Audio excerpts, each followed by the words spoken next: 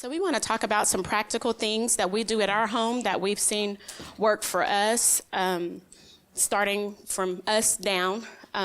So I have a little saying that I always try to tell parents, and I say, God has given us as parents a charge to bring forth our children in a way that represents Him, even at home. So that applies to movies, that applies to games that we do, that applies to anything that we're watching or seeing, even Facebook and those kind of things. So we kind of say we have that little saying, does this really represent God? Or is there a way I can see God in some of this? So we kind of have our children take a look at all the things that they're watching and looking at just as a whole. So like Pastor April said, who is it that loves them? Do we love them enough that we can give them some instructions that help them on a day-to-day basis?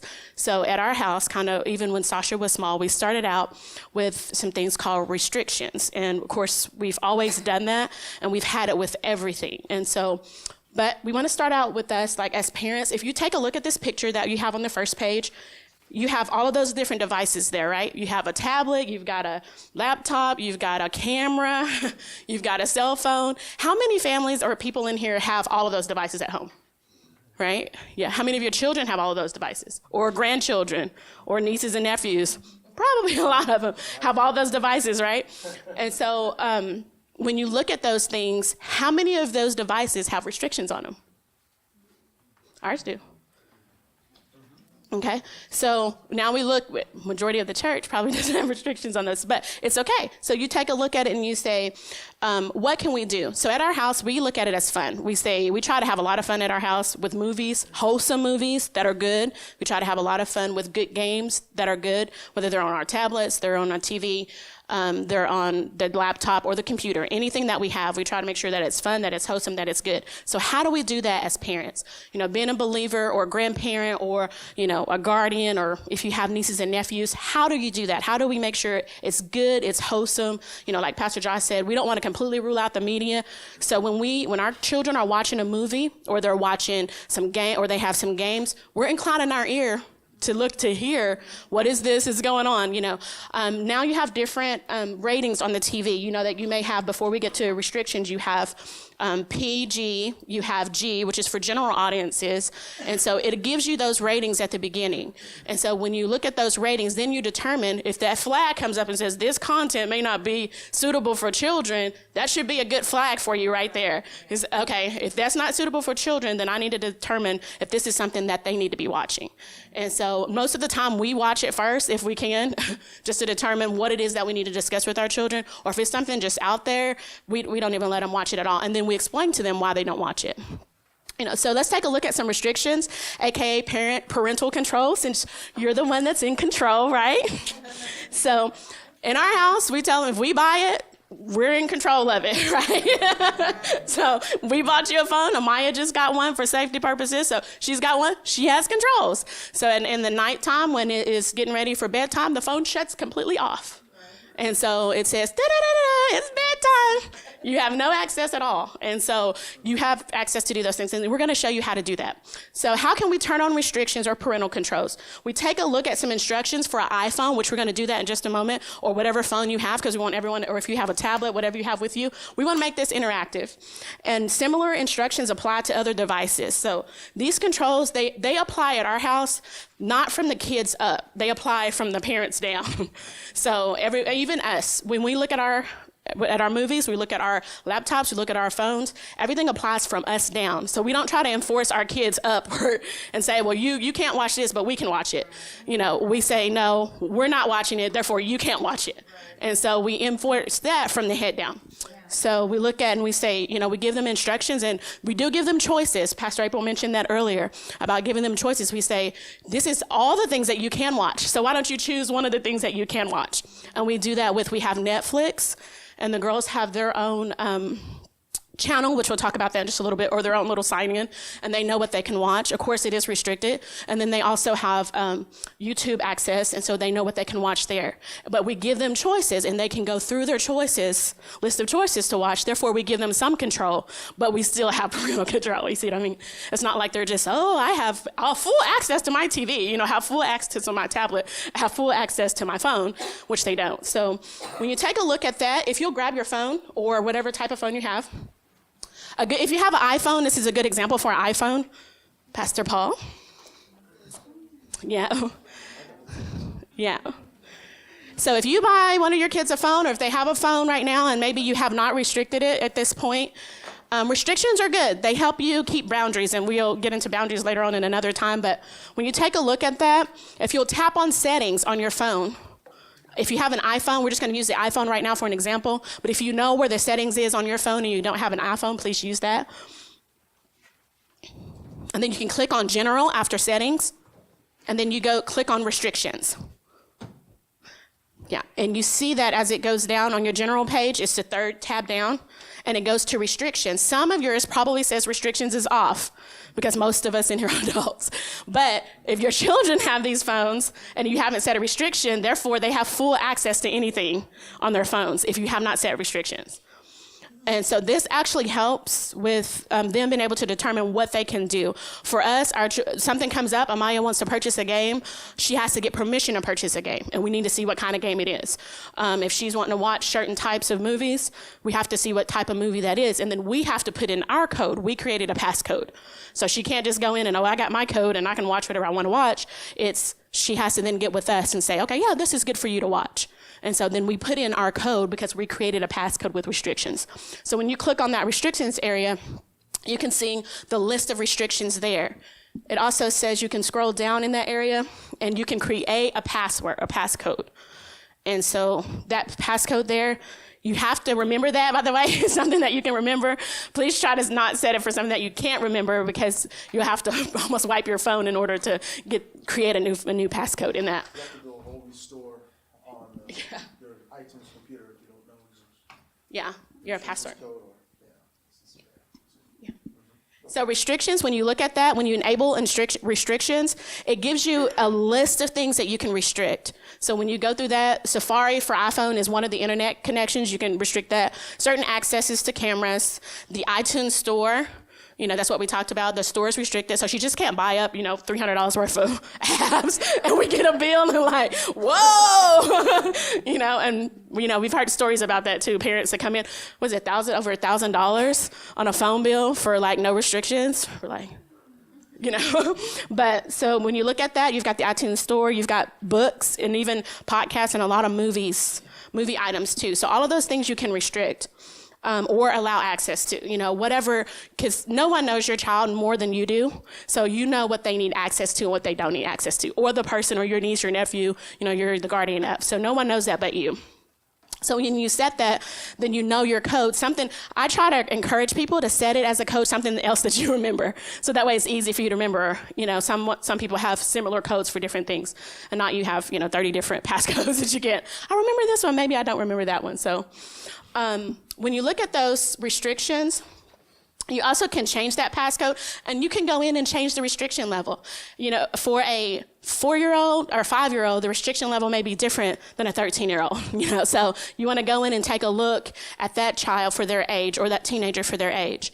I know with Sasha, we can say we've seen fruit in her life that when she was younger, we started that even just with things that she watched, and we would go through that with her. We'd let her watch certain things, and then we'd explain it to her, for the things that we would not allow her to watch. And she then understood, why do I not want to watch this? For us personally, for me, scary movies, I don't do for the purposes of I like for our children to sleep in their own bed. So I don't want to hear feet running down the hallway. It's 3 a.m. I can't sleep, mommy. It's like, let me tuck you in. Want you to be in your room. And so that's for us, but we know everyone is different. So that's that's a thing for us. So that's a restriction for me. I like to get some sleep when they're asleep. So especially with another little one in the house. So When you're watching a movie, a good example is we determine even now with PG movies, because they say some content in there may not be suitable for children. I was telling the pastors that we had a cartoon that in the cartoon, we thought the cartoon was great. It was like, oh, okay, this is good. You know, it started out educational, and all of a sudden it turned from educational to being a sexual cartoon, fully sexual in the cartoon. Right in the middle of the cartoon. I mean, you kids would know exactly what's going on in the middle of the cartoon. We immediately turned it off. So, and we hadn't watched it before, and they said it was educational, and we watched the ratings and everything, but we were there in the room, so we was like, immediately turned it off. So I just want to encourage you as parents, you know, even with the restrictions, like Pastor Josh was saying, to be actively involved. You know, just imagine if we had not been actively involved. You know, our children wouldn't have been watching a cartoon that's got a lot going on in it, and evidently had some series and stuff to it after that. So I just want to encourage you. The restrictions are not to be, you know, oh, I'm trying to be a new CIA agent. I got to figure all this out. You know, I got to do all this, take on a whole new job. That's not what this is about. But what it is about is it's about, you know, your children, set them some limits. And like Pastor April said, because we love you, we want you to have these limits. And at our house, you know, if your child comes over our house and they have devices, we ask them, you know, what do you have on your device, or, you know, give them that info. So, Pastor Paul, you talk about your apps. Yes. One thing I noticed about Apple and Google, they have two different ways of doing restrictions. Apple does it to where it's more on the phone itself, to where you can set the restrictions on itself, restrictions code. Google's a little bit different. So anybody has Android users in Android? Okay. Google's a little bit different. When you have to set up their account, so you guys can write it down. You have to set up their account and put their age on there. And once it does that, it automatically detects it as a child. If it's under 13, it's going to be a child account. And so if you have a Google account already, then you would have to link your Google account with it, and it's called a family link. So that's what the app is called, Family Link. So the app is downloaded to your phone, whether you have an iPhone or an Android phone. So I think Google's pretty cool about this. So if you have an iPhone, and of course, Amaya's got an Android phone. So you can actually download Family Link. And what it does, you can set the restrictions on the phone.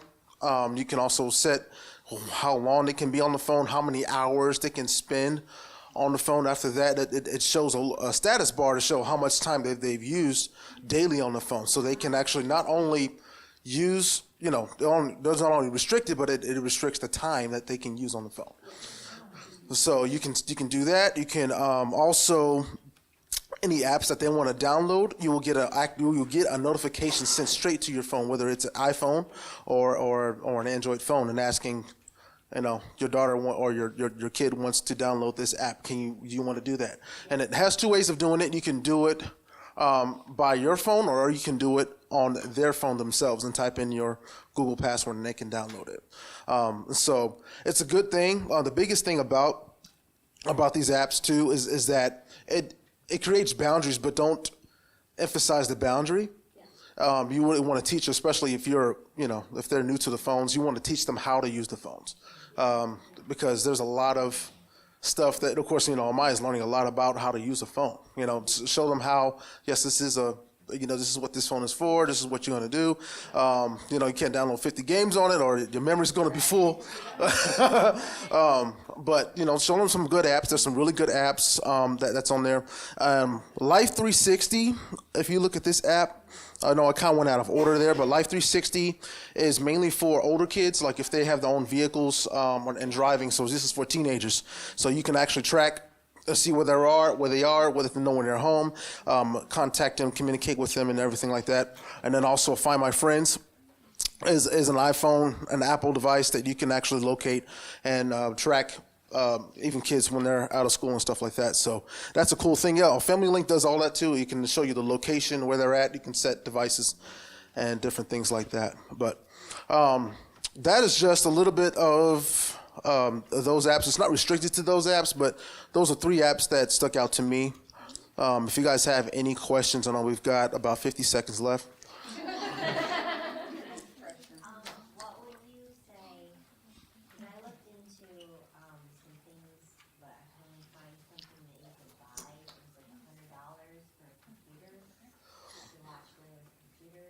you know, put something like this on it, it's connected to my phone. Oh. Do you know anything? There's many apps there. All the ones that we listed here are free, so you don't have to spend money on it. But if you want something more active, there are some programs that you can download. One is CovenantEyes.com, and it's actually made by Christians. CovenantEyes.com. If you want to check that out, it's a monthly subscription where it can actually block websites automatically and connect multiple devices to one account. It's more active with that part there if you want to do that and if you got the money to spend on that. But all of these apps here are free, so you don't have to spend an extra penny. So you the administrator, I forget, did you buy that for her? Did you buy her Okay.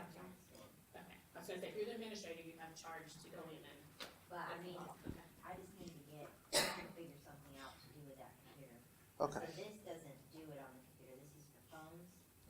Those are mainly for phones, Phones yes. and tablets? Phones and tablets.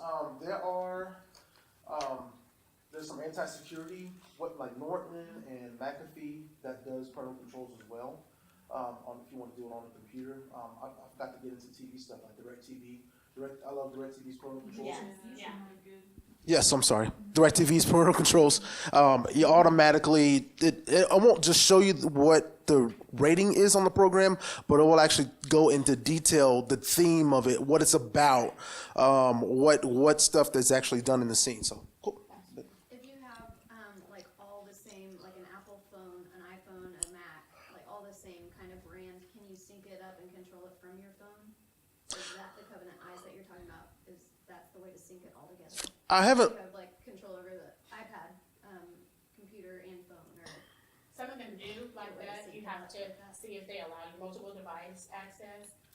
Yeah, you can do multiple. that's not free through the phone. That's where you have to buy like something like that. Right, that's something you have to buy because it's more of a it's more active as far as that part goes. So, anybody else? All right, if you have any further questions, just let us know after the end. We don't want to get into after this time, but restrictions are good. So, Father God, we just thank you right now that you're giving us the ear to hear, Father, and then also eyes to see about replacing restrictions, Father, and just speak to us about whichever areas we either need to increase our restrictions or take them off or apply them as they're needed, Father, to that particular age group. In the mighty name of Jesus, we pray.